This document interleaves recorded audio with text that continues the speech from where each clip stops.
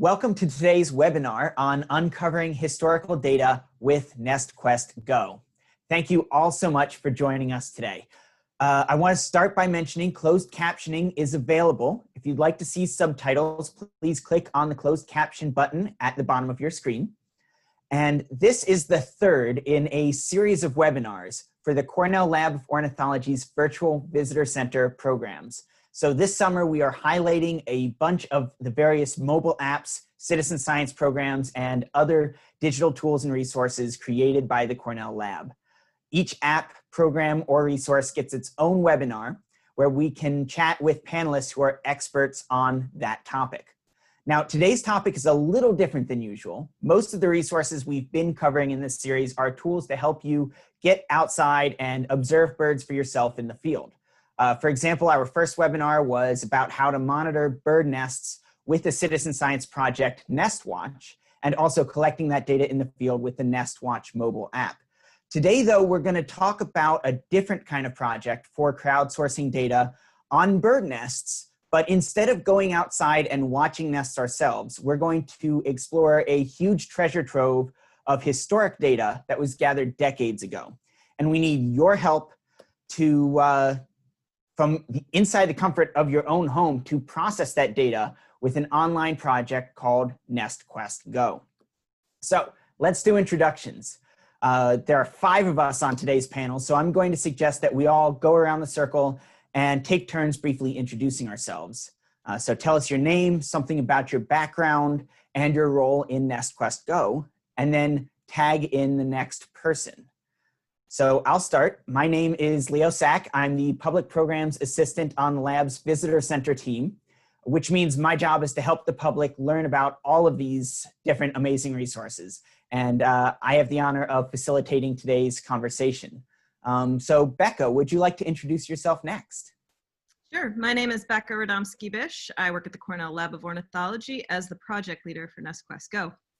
Sophie, would you like to introduce yourself? Sure. Hi, I'm Sophia Matthews. I'm a fellowship student at the Lab of Ornithology, and I'm a rising junior at Cornell studying communication and Spanish, and I've been researching the historic observers, and I'll pass it on to Jewel. Thanks, Sophia. My name is Jewel Alston, and I am also a summer fellow here at the Lab of Ornithology, and I am a rising senior studying biology and communication, and I'm also studying researching the historic nest records. Nick? Thanks, Jules. My name is Nick Thomas. I'm the Student Administrative Assistant for the NestQuest Go project. I'm a rising sophomore, and I'm an electrical and computer engineer. Awesome. Fantastic. Well, thank you all so much for joining us today. Okay, before we get too far, I want to explain how today's webinar will work. So in just a moment, I'll ask a few questions to get the conversation started and get everyone on the same page about what NestQuest Go is all about, and give each of you a chance to kind of tell us about the work you've been doing on it. Then we have some questions lined up from audience members who submitted their questions ahead of time. And then for our audience watching live, please type your own questions into the chat window and we will queue those up for discussion as well. Now, if you're here in our Zoom call, let me show you how to do this. You want to click the chat button at the very bottom of your Zoom screen in order to open this chat window on the right. And then in the chat window, right above where you type in your text, make sure you use this drop-down menu to select to all panelists and attendees, because that's the only way that we're all going to be able to see your message. Okay, so jumping into some of these questions. Becca, since you're the project leader, maybe you can start us off with a big picture overview of NestQuest Go. I understand it's based around historic data from something called the Nest Record Card Project, right? So what was that project? What are these record cards that you have from it? And why do you need help from the general public to do something with that data now?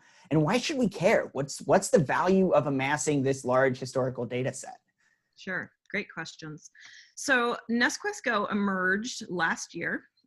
We have this massive collection, as Leo just articulated, from a project that existed in the 1960s. It started in the early 1960s and ran through to the early 2000s, which is when our digital online data collection started at the lab, called the Nest Record Card Project. So this 30-plus year span of time, citizen scientists who were very committed to the lab's mission of protecting and understanding birds were collecting data for us. And they submitted this data on 4x6 cards. I meant to bring one today, but we'll be doing a screen share and you can see one here in a little while. But 4x6 cards with information about locality, the bird's nesting behavior, how high off the ground the nest was, whether the nest was parasitized by cowbirds, et cetera, et cetera. So lots of data on these 4x6 cards, and they would mail them into the lab during this Nest Record card period. And the lab was underutilizing this set of data. As many of your viewers can probably understand, data needs to be analyzed, and we need it in a digital computerized form to be able to do that. So if we have all these hard copy cards that have never been digitized, it really required people coming to the lab to utilize the cards, which given the current day that we live in, we really need that digitized so people can look at that data from a larger scale. So they approached me and asked me if I was interested in taking on this project because we have a really fabulous tool that Nick is going to talk about and Jewel is going to talk about called Zooniverse, where researchers like us at the lab who want to be able to do something with old historic data sets that are in hard copy, we can digitize it, we can engage everyday people in helping us pull that data off of these cards, and then we can actually put it into a database and we can do some powerful analysis. So that's really the value. When we have all of this said and done, we're going to have over 300,000 nest records in our database that we can merge with the other data that we've been collecting for the last 25, 30 years. And we're going to have probably the largest and most impressive collection of nest record information in North America. So it's very exciting. We anticipate many, many researchers to want to use this data. I've actually had over 40 requests already from researchers who can't wait to be able to get their hands on this data. Very cool. Okay, so that is fascinating. Thank you, Becca. And could one of you clarify something for me? Maybe Jewel, maybe you can help me with this. What's the difference between citizen science and crowdsourcing? So would you call the original Nest Record Card project a citizen science project? And what about NestQuest Go? What would you call that? Yeah, great question. I wouldn't have been able to answer that before I started my fellowship this summer. So I would say that citizen science is more focused on the individual level, doing things like data collection, data analysis, maybe asking research questions. Those are all things that you can do to participate in citizen science. And I'm sure a lot of our viewers, our audience members today, are citizen scientists. If you're doing things like participating in Project Feeder Watch or Nest Watch, you're definitely participating in citizen science. And crowdsourcing is more of a group effort. It takes a lot of people and teams them up and says like, hey, let's achieve this common goal. And that's what we're doing with NestQuest Go. We're having all of our volunteers, our transcribers, help us get through and process these nest record cards. Without them, we wouldn't really be able to get through them all. And we're using Zooniverse, a crowdsourcing tool, to do that. Excellent. And so you're basically taking the data that was gathered by a citizen science project and then crowdsourcing the processing of that data. Yes. Awesome. Okay, so Jewel, you just mentioned Zooniverse and Becca mentioned it a minute ago. So maybe, Jewel, can you elaborate on that a little bit? What is Zooniverse exactly and what else is on there and why is that your choice of platform for NestQuest Go? For sure. So I'm going to screen share the Zooniverse webpage. And this is what you see when you first go on. Basically, Zooniverse is an online platform designed to host a variety of projects. Some are citizen science and some which are focused on data collection, and others are crowdsourcing, focused on processing large data sets amassed by researchers. So this is what you see when you first go on, and then you want to click see all projects. And these are the ones that are highlighted right here. And they have projects across all different types of disciplines. You can see like anything they're interested in. You can probably find a project. And look, what we have right here, NestQuest Go. And yeah, so Zooniverse is a pretty nifty tool. Awesome. Thank you, Jewel. Now let's see, Nick. I want to move on to Nick because I think you said that you've been actually helping to build the NestQuest Go projects and get them into Universe. So Nick, could you tell us more about that? Is building a project on Zooniverse easier or more efficient than creating your own website or platform? And what's your process like for getting these Nest record cards into this Zooniverse platform? Of course, of course. So the interesting part about Zooniverse that separates it from, say, building our own website is the user base that is already present.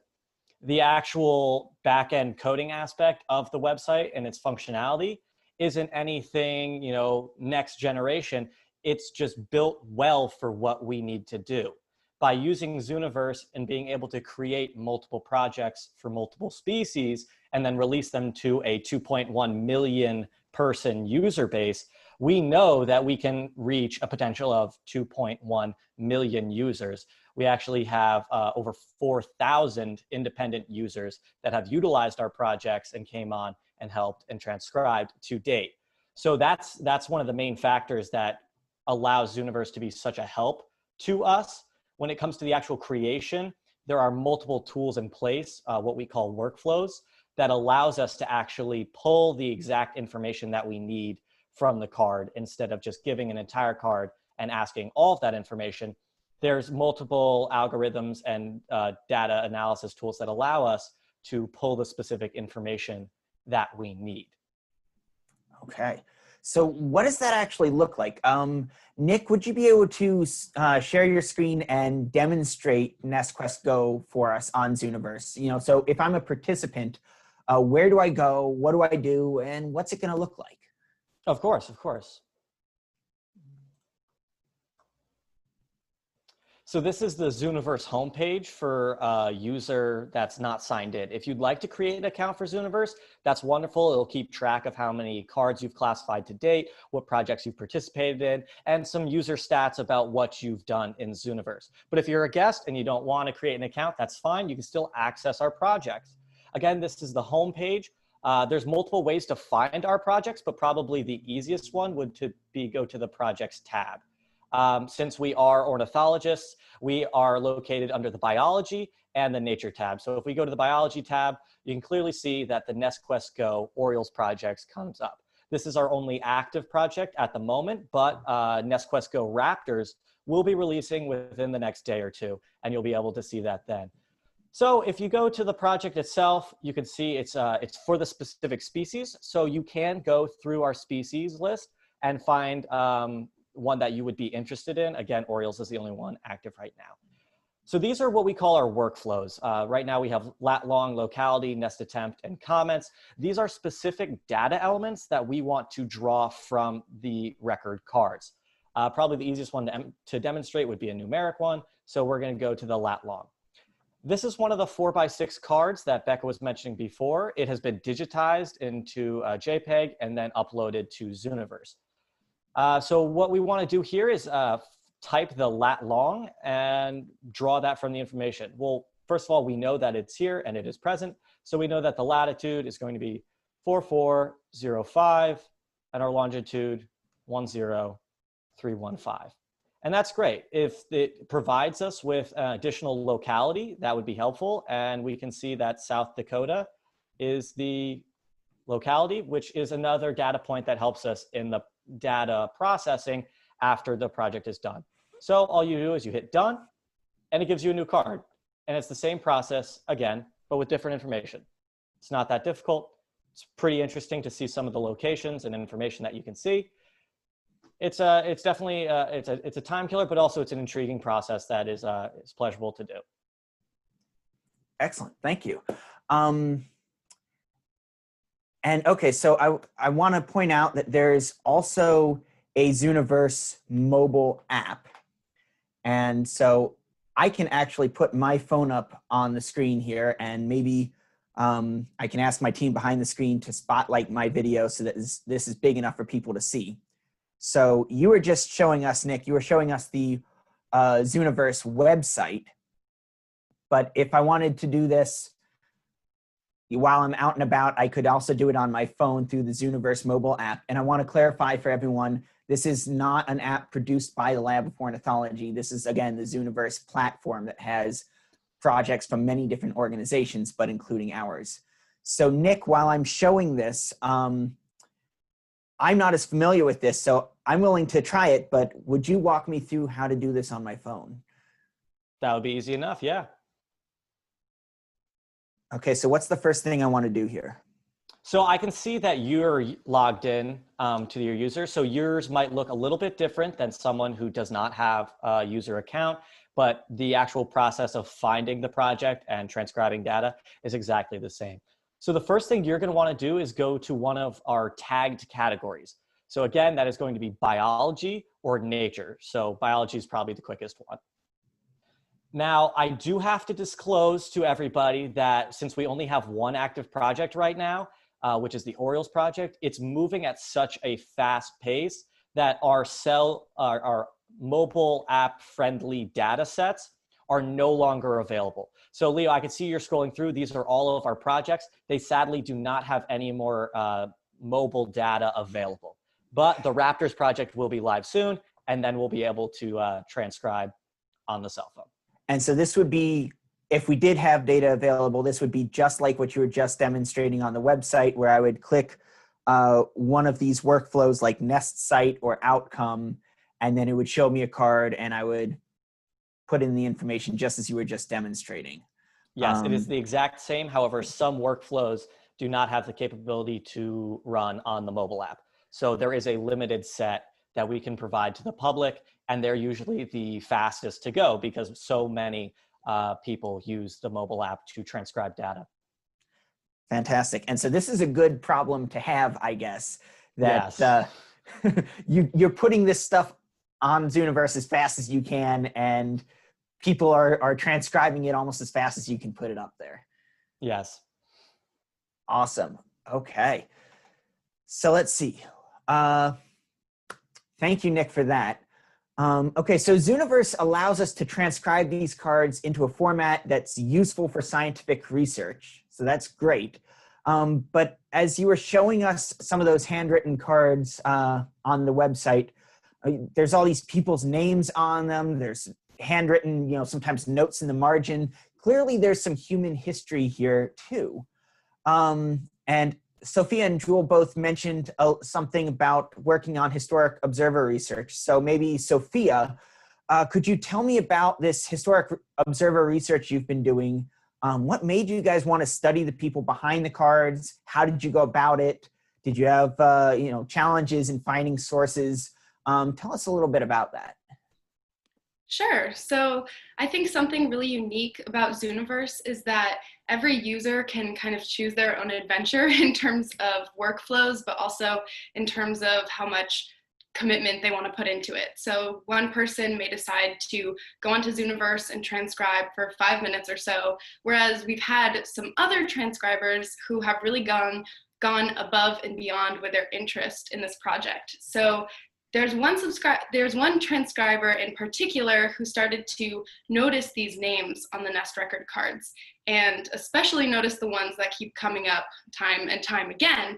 So this one transcriber did some preliminary research, and then Jewel and my fellowship was born, and we've been spending this whole summer doing more research on these really interesting people who have dedicated so much time to sending the Lab of Ornithology these nest record cards.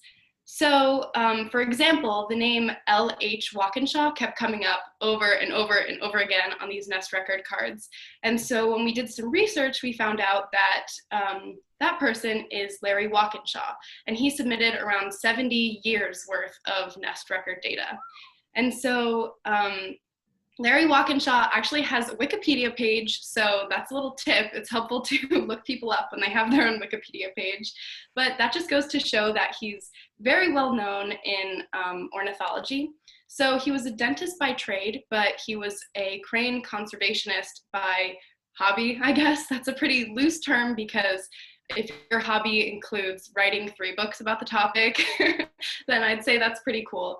And also some of his correspondences are in the Smithsonian right now. So it's really awesome to have that connection with such a well-known person. And so he was born in 1904, and unfortunately Larry Walkinshaw is no longer around, but we were able to connect with 2 of his grandsons, and we talked about his personal family stories.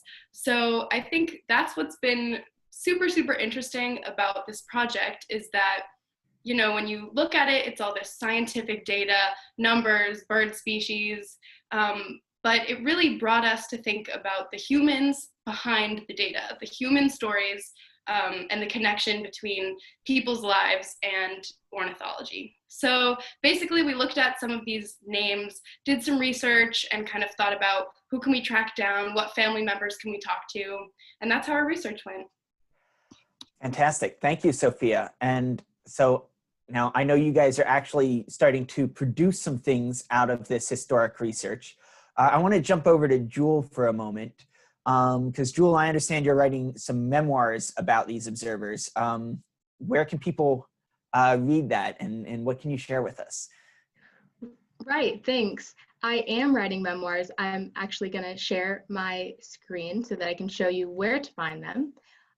So right now they're living on the NestWatch blog site, and they're all going to be titled Stories from the Archives. And so I'm going to click on this one and show you guys. The first one that I wrote is about Dan Smiley, which was not the guy that Sophia just briefed you guys on, but Larry Walkinshaw is indeed next. He will be the next post. So they look a little like this, and they've been really fun to write. The interview process has been interesting as well, as Sophia mentioned. So that's where they live, and they'll be rolling out maybe once a month, and maybe you'll find them in the lab e-news. Excellent. And so they're on the NestWatch website, nestwatch.org, because NestQuest Go is very closely affiliated with NestWatch, which is where our current digital, new citizen science on monitoring Nest is. Excellent. So thank you, Jewel. So let's jump back to Sophia. You're making some videos about these historic nest observers too, right? Do you have a short example video you could show us? Yes, absolutely. So for some background, Jewel just mentioned Dan Smiley. So one transcriber noticed his name, brought it to our attention through the talk channel on Zooniverse, and from there we were able to have these interviews with Dan Smiley's daughter and his research assistant on Zoom, kind of like this conversation. So I'll show a little teaser video which shows the process of our work. And here we go.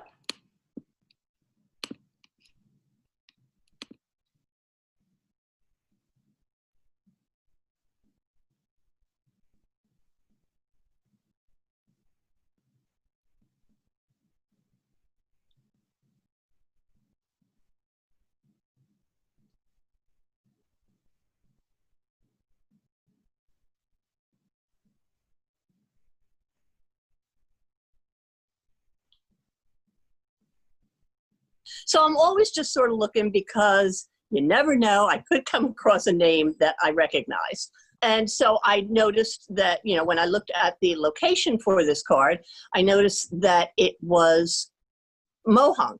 And I had vacationed a couple of times a long time ago, like 20 years ago. For a couple of years, we would take a weekend and go spend it at Mohonk. The predecessor of all of the naturalist activities at Mohonk had been this guy, Dan Smiley, who lived there. His family owned the resort. He lived there all his life except when he went to college. He became a naturalist. He developed the nature center there.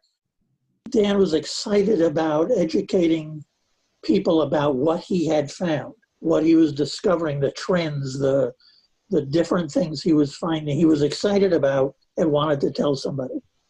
And so he always had a great audience through the guests at the Mountain House, through Preserve and public programs, and also through talks with the John Burroughs Natural History Society you know, Ulster County Garden Clubs, all kind of organizations. You come into where he's working and say, I'm bored. I don't have anything to do. Then it's just, I guess you're going to have to get curious about something or interested enough in something to go find something to do, aren't you? So I didn't know, of course, you know, like consciously what that meant, but the onus was on you to find it in yourself.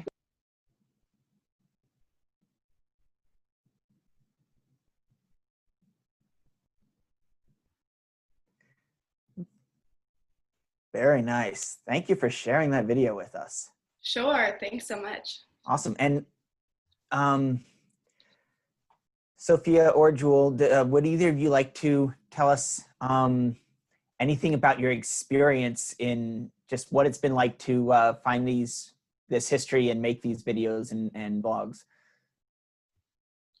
Sure. So talking to people's family members online has been really interesting, a little intimidating at first because we had done so much research on these observers. And so talking to their family members, I felt weirdly starstruck. And then hearing all of their family stories, seeing their photos, it's really amazing being able to connect the dots between this nest record data and just the people who really dedicated a big portion of their lives to helping the Lab of Ornithology.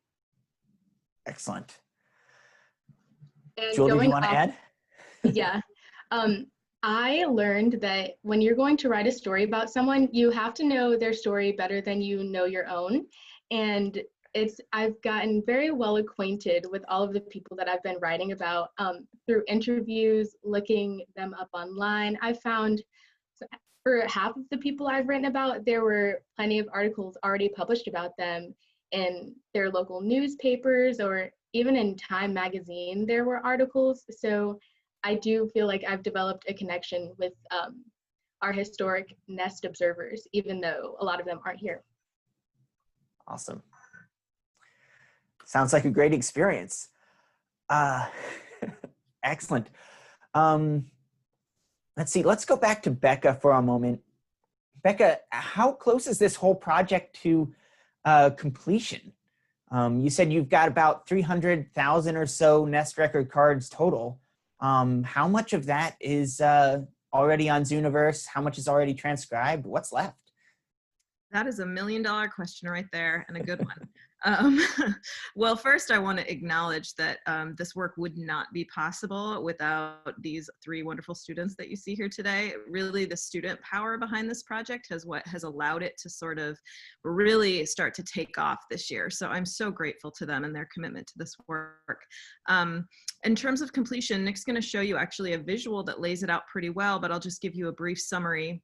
So we have digitized, that means have scanned copies of more than half of our records to date. So we've been working quickly behind the scenes to try and get cards up and ready, and we won't bore you with that process, but it is a time-consuming process.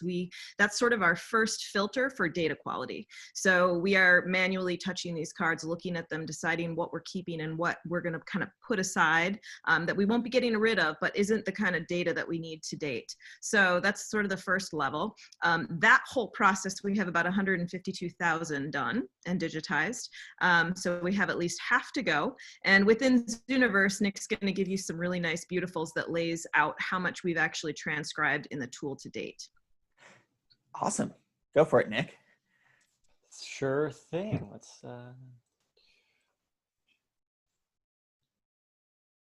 So this is actually our progress to date. As you can see, there's still a lot to be done. We have a very diverse species set so far, actually 18 projects total, 17 have been finished, and then obviously Orioles is still active. As you can see, there is a wide variety of project densities. I mean, the American robin is our largest to date at over 18,000 nest records alone, while the smallest one is the bush tits with 175.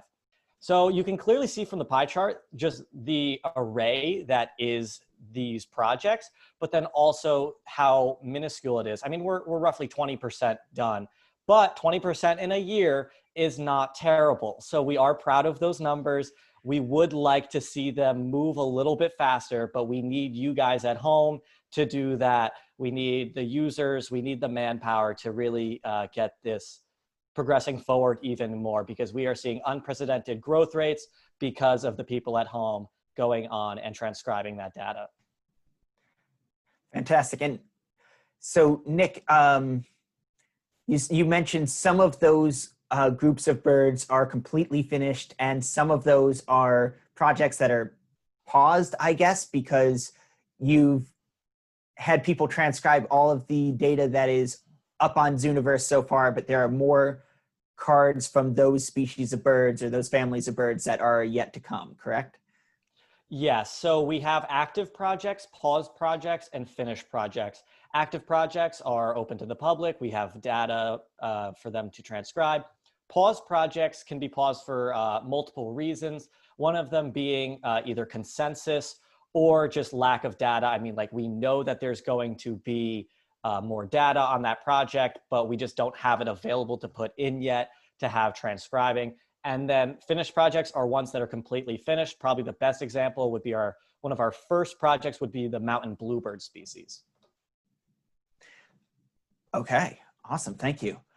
I've got one more question that I want to throw out there to any of you guys, whoever wants to tackle this one. So we're still in the process of getting this data transcribed. So it's not all, in a format that computers can analyze yet. But Becca did mention having a lot of requests from people who are eager to start studying this data. So has the data set actually been used in any scientific research yet? Or are you going to wait until everything's completely transcribed?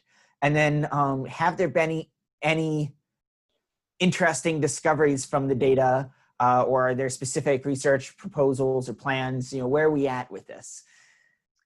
I was going to have Nick share a little bit of data crunching we've started in just a second, but I did think about this when you were talking, Leo. We had one researcher in Seattle who that bush tip project, that really small project, she was working on research with her undergraduate students, and she wanted to see our cards. And I said, well, how about this? How about I create a Zooniverse project just for you guys, all the bush tip projects. And she got on with her students before I launched it to the project, and she was able to pull the data off with her students to get the data she needed, and she was able to incorporate that into her studies. And then we launched it to the public so we could finish it completely.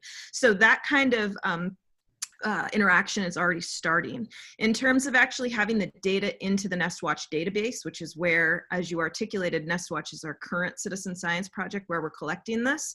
We are working very aggressively on our first analysis of the mountain bluebird data. So we're mid-process with that. And Nick was going to share with you some sort of nobody else has seen or previewed analysis from that data set.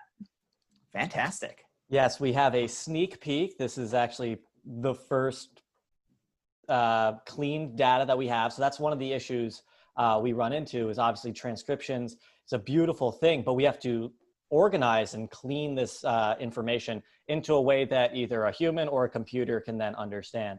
So actually we have, I have been running some preliminary numbers, and we do have, all right. We do have some initial data. So this is the first mountain bluebird data set that has been overlaid onto Google Earth. And you can see all of these red markers throughout the Rockies and the nearby areas. Every single little marker is a nest site. So that is drawn from the lat long that the transcribers record off of a card. I then clean the data and then put it over this map, and we can see where we are. This by itself isn't very scientifically helpful. What we have to do is we then have to run it through what is called a heat map, and that provides us with this. So this is actually the population, the nesting population density over the United States and southern Canada. As you can see, a lot of areas throughout and around the Rockies are sparsely. However, the most interesting part that came up in this entire process is we have a massive spike in nesting in southern Montana. And it's very interesting to see where that place is and what it actually means, because I didn't know. I'm just a numbers guy. But Jules and Sophia were able to explain to me a little bit more thoroughly what that place is and who might have done it. So I'll send that one over to them.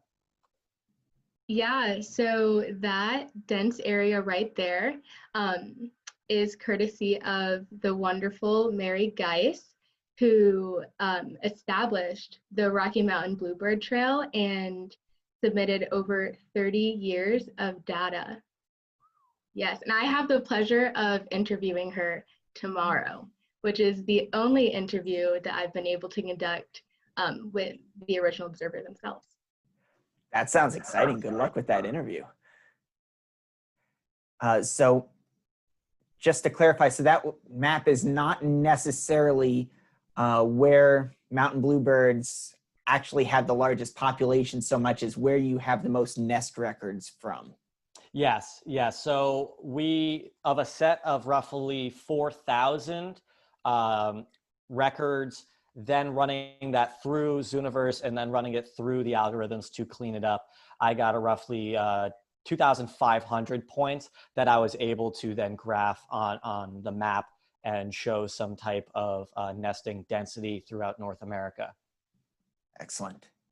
Wow, thank you all for sharing all of that. I want to start jumping into some of the questions that we are getting from our audience. And one question that we got when people were registering for the webinar ahead of time, and then I'm seeing some very related questions coming up live in the chat, is about how you achieve quality control in the transcriptions being done by all of these everyday people through Zooniverse.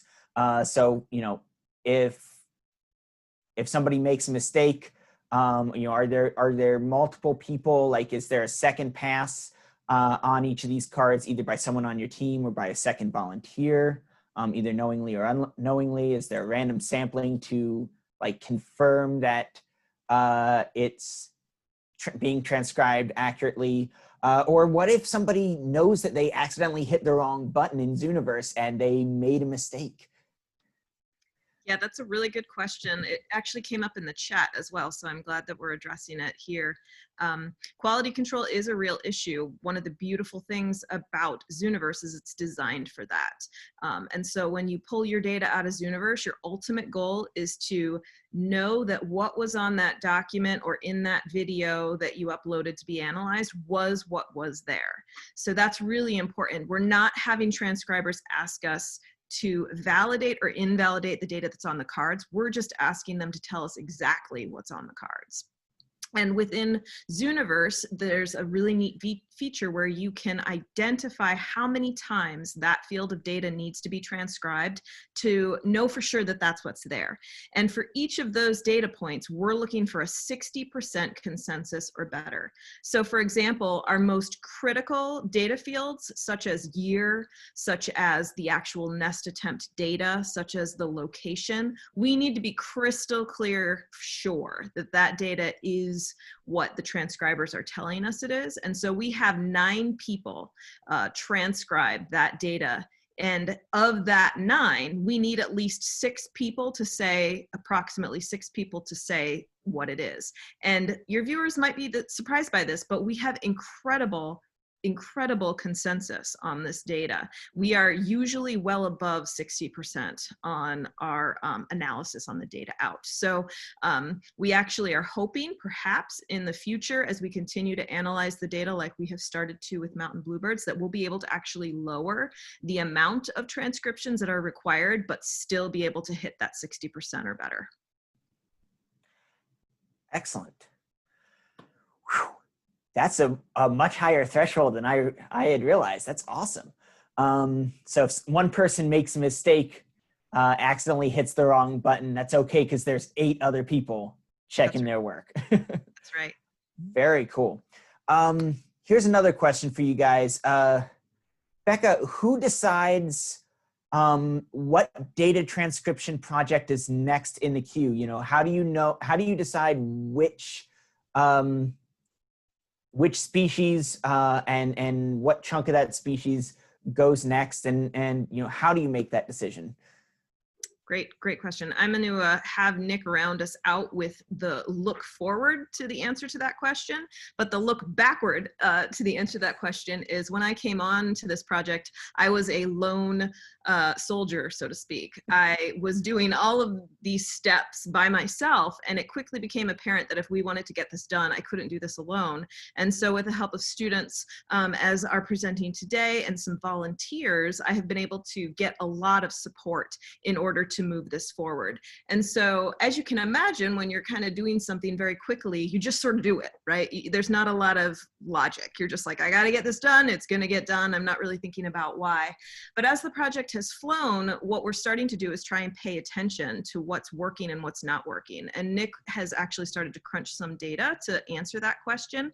But to date, most of the project releases have been really experimental. So we know people love bluebirds. So very early on, we launched 2 bluebird projects because they're a very well-loved species, and we thought that would kind of get people interested and engaged in the project. Then we realized, well, maybe we should lump species together and do projects that had some diversity of species, not just because people enjoy that, which they do, but because some species we only have 4 or 5 cards for, so we need to be able to put them with other cards to make sense for a new project to release.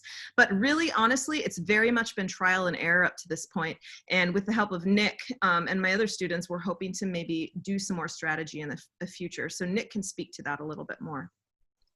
Thanks, Becca. Okay. Looking at the 17 projects we've had and the user engagement on those projects, the release dates, the runtime on how long the projects actually took us to complete, I mean, there's 2 numbers that are very important to us, and it's how long did a project take to complete, and then take into account the size of the project also. So when we're looking at those trends, I came across the conclusion that large projects where you're going to have the same species over and over and over again really starts to weigh down on the transcribers when you're seeing an American robin 18,000 times.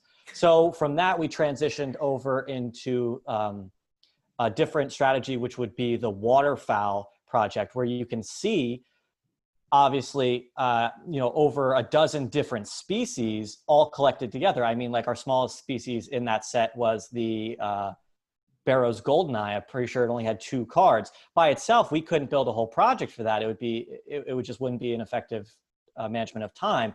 But by bringing together a diverse class of species, we give the transcribers something to see, something interesting, obviously, because waterfowl are across the entirety of North America. So that strategy has been very helpful to us. But moving forward, we are still running some numbers to see, well, you guys are doing such a great job at home transcribing. Actually, you're completing projects a little bit faster than we can create them. So we are lagged behind a little bit. So we are going to have to come up with like a threshold value so that we know we can run the numbers on a project before we release it to give us an estimate on how long it will take, so that we can have a constant flow of 2 or 3 projects to the users, and we don't end up having one active project with no mobile friendly options when we do a webinar. Of course. I'm glad to know that strategizing is going on. Yeah. Very cool. So other questions, I'm going to kind of lump these 2 questions together. And again, I'm going to put it out there to whoever wants to answer this. What's the most surprising stuff that you've run into? What surprising things have you found working with the cards, either in terms of the data or the Nest watchers? Well, let's start with that. What's been surprising to each of you?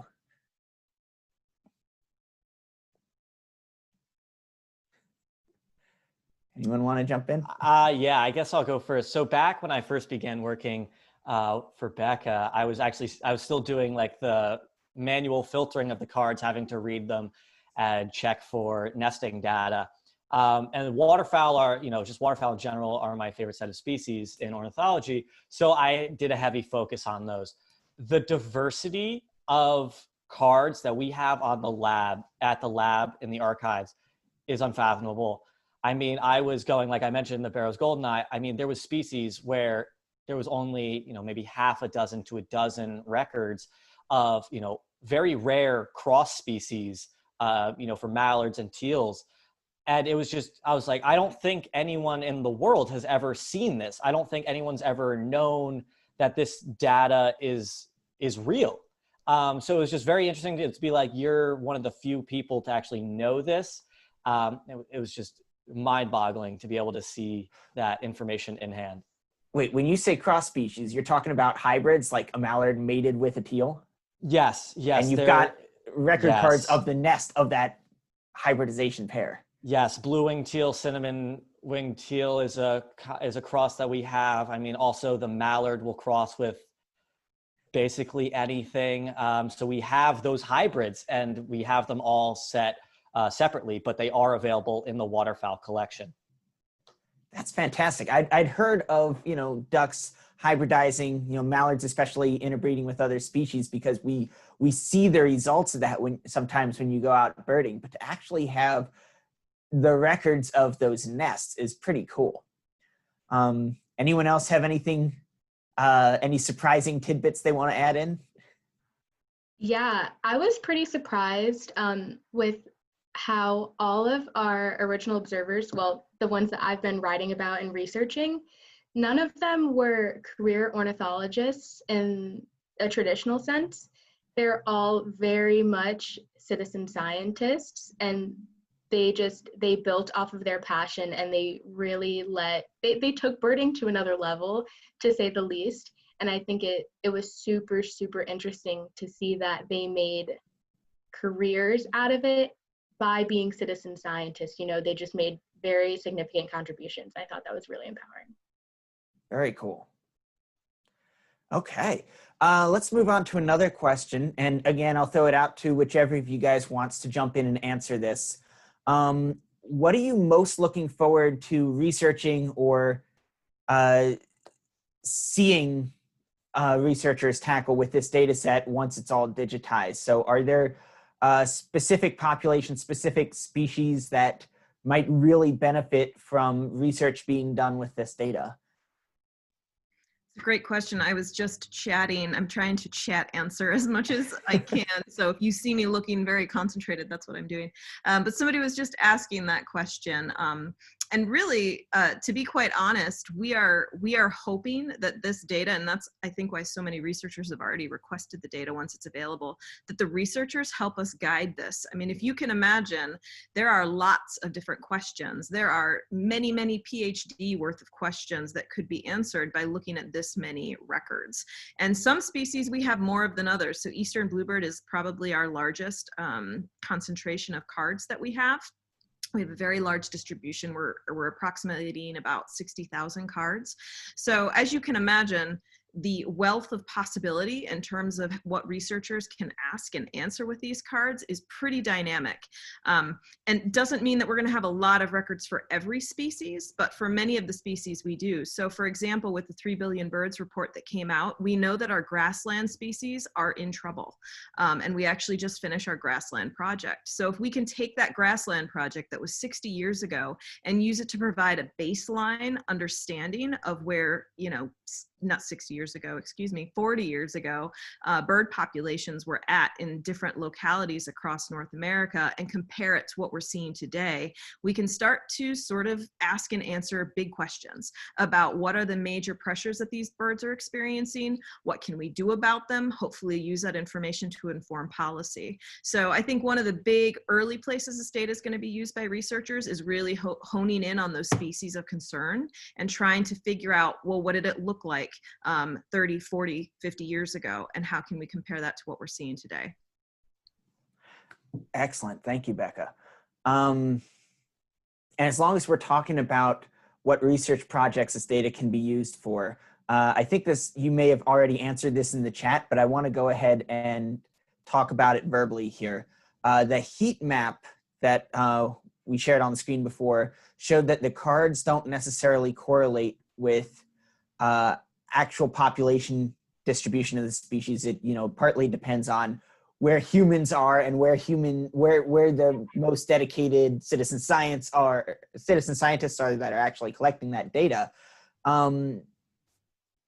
So when you've got that heat map question of, where are the species versus where are the observers, what can you do with that, and what else can the data really show?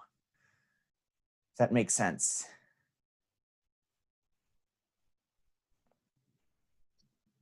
Do you want to tackle that, Nick, or shall I? Oh, I can do that. Yeah, so that heat map is it's a very basic preliminary overlay of nesting location. With the lat long, obviously the first one that you were shown was the world map, like the satellite map and then the markers. Whereas the second one is taking that information and actually breaking it down into postal codes. Because by mapping the lat longs, there's really no good algorithm to represent the density on that. We need to draw bounds. So by converting that lat long into postal codes, I actually then can show the density of nests in an actual postal code. And that's why the map kind of looks spotty, has some lighter areas that are larger than others. That's because the US postal code zones are kind of just like that. But this data, what that heat map is actually showing is not the population, but it's where they nest.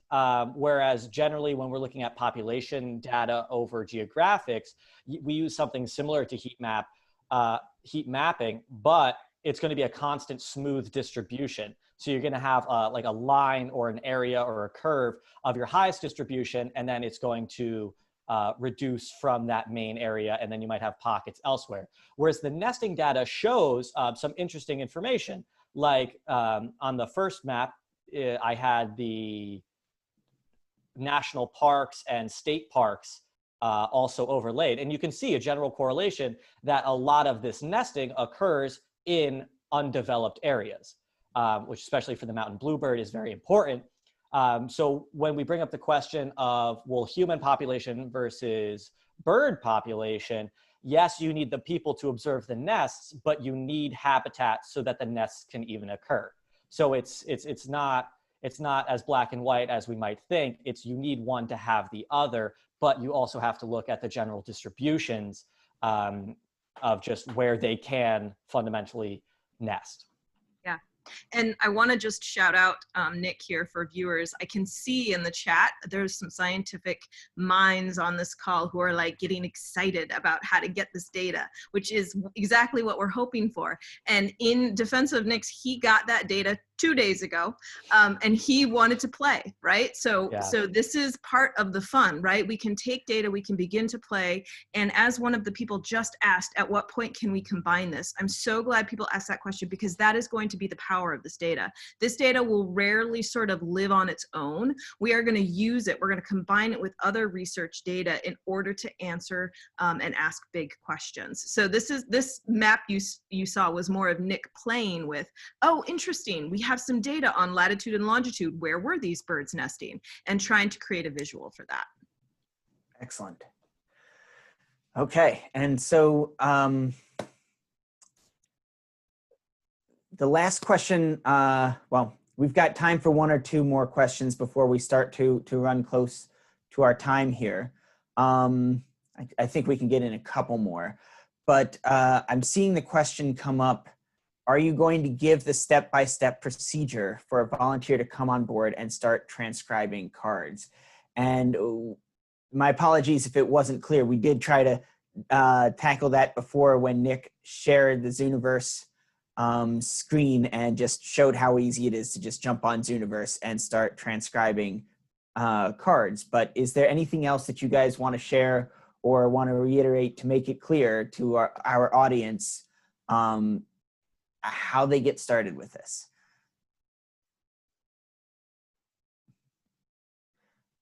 Maybe we just repeat one more time. So, and I'll share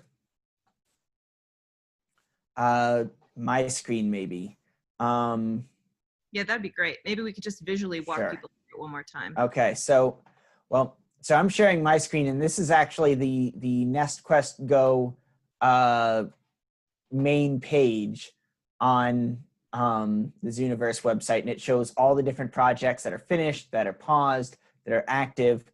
But maybe I'll go back to just zooniverse.org. to get to just the Zooniverse homepage. So if you're a volunteer, or if you want to be a volunteer, you want to start transcribing cards, you just go to zooniverse.org. If you want to, you can create an account and sign in. So I've done that, but when Nick was demonstrating before, he was not signed in and it still worked for him. So you just go in, either signed in or not, and find an active NestQuest Go project. So here's the Orioles project, which is out of data for the mobile app, but I think there might still be some. So here's more about the project and these those are buttons here. Right, so these are the different workflows that you can help transcribe. Nick demonstrated the latitude and longitude, but you can work on any of these. And so you just click one and it will take you to, well, this is actually showing me a tutorial, I think, right, of how to transcribe this particular piece of information off the card. And so you can go through that tutorial, you can look at the card, find the information that you want here. So month of each nest visit, and you type that data in. And when you filled in everything it's asking you for, you can click done and it will take you to the next card, and then just do it again and again and again as many times as you want. So it really is that easy. And then there's always the tutorial there if you want to pull that back up and go, wait, what part of the card am I looking for again? And they'll actually give you arrows and everything and walk you through how to do it. And for any of your viewers, Leo, who are really Yes. interested in this, if you look over to the right of your screen where it says field guide, that's sort of hovering over the data.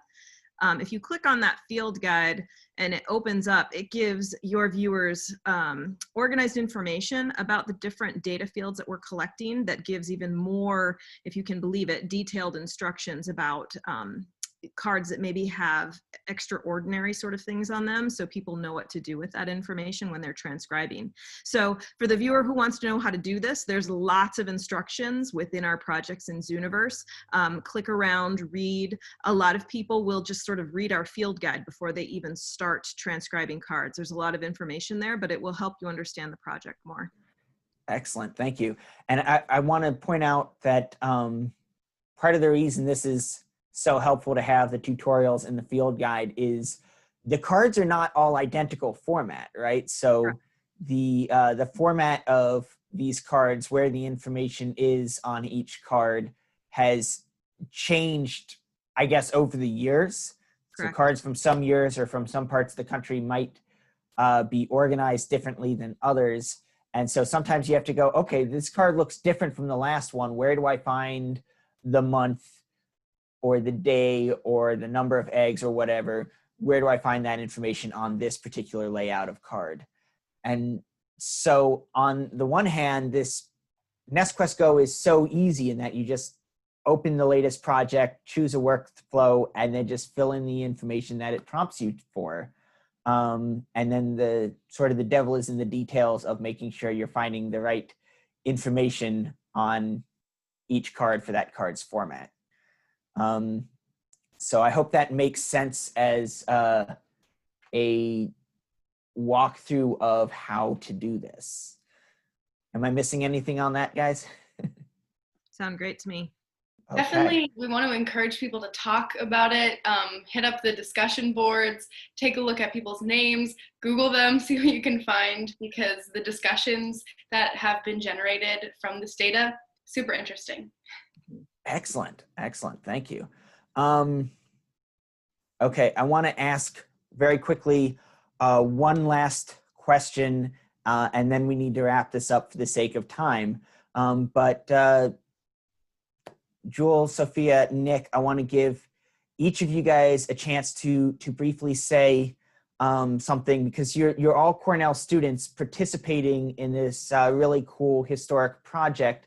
Could you each very briefly speak to how this experience has influenced you and maybe your educational career? I'll go first. I was I just recently got into communication, and I'm realizing that it is a very integral part of science, and especially in the times that we're living in right now, being able to eloquently and concisely describe what's going on in science and in medicine can really impact the way that the world is. And I think that it's helped solidify the fact that I do want to go into science communication, whether it's writing or media production. I just think that that's the place for me to be. Awesome. Yeah, similarly, I've done a lot of video editing for years, but I've never done it about a science topic like this. And doing interviews with people and learning these stories has been really interesting and inspiring for sure, especially knowing that people contributed cards for so many years and were so dedicated. Yeah, this is the first time I've seen a real world application at my fingertips to utilize my computer science and statistical background. I mean, to come to this project, I'm a naturalist. I love the outdoors. I love birds, but to actually pair that with my electrical and computer engineering, major, it was the perfect opportunity. And I'm so glad I seized it, that I get to work on real things that need real solutions, that I'm the only person doing it. Fantastic. You had one question I'd love to jump in and answer. This project has been incredible for me too. It's so much fun. There's a question asked about the cards and their future. I love that our viewers are concerned about that. All the cards will be preserved. They are being kept.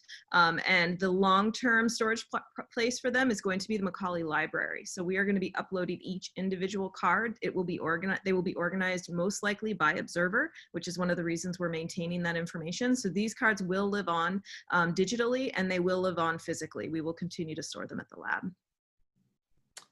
Excellent. Thank you for catching that question, Becca. That is very important. Okay, well, this is so interesting. We could go on forever. You guys all have so much fascinating stuff to say. It's really enjoyable talking to you. But I do want to be respectful of everyone's time and try not to go too far past the end of our scheduled time here. So Becca, Nick, Sophia, Jewel, thank you all so much for taking the time to talk with us today. And thank you as well for all of your hard work on this really awesome project. Thank Thank you so much for having us. My pleasure. I also want to thank our audience for joining us today too. It's been really great to see such a large turnout and all of these really fantastic questions from the audience. Now, if we didn't get to your question today, please email us at cornellbirds@cornell.edu. And I think we're also sharing Becca's email in the chat, and we'll be happy to follow up with you more directly.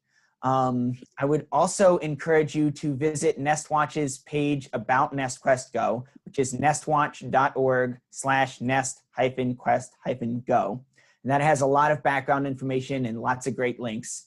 And then, of course, to actually participate, as we've said, go to zooniverse.org and search for one of those NestQuest Go projects. So that's our show. And I hope you all enjoyed it. And I hope everyone will log on to Zooniverse and try your hand at transcribing those Nest record cards for NestQuest Go. So thanks, everyone, and happy Nest questing. All right. Bye, everyone.